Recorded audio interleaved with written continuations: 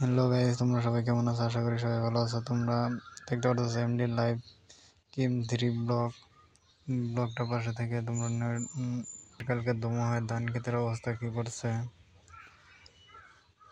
তার বাদে দেখো একটা গাছ দুটা সাইডে গাছ কেন উড়ে ফেলাইতে দিছে। তো অবস্থা নাই, ঘর বাড়ির অবস্থা নাই। কত কত মানুষের ঘর বাড়ি উড়ে নিয়ে গেছে গা। দেখতে থাকো তোমরা ব্রেকিং ব্লগ। নতুন কার কার এরকম অবস্থা হয়েছে, কোন জায়গায় এমনি অবস্থা হয়েছে সবাই কমেন্ট করে জানাবে, আর একটু করে সাবস্ক্রাইব করবে। তো দেখতে থাকো ব্লগটা।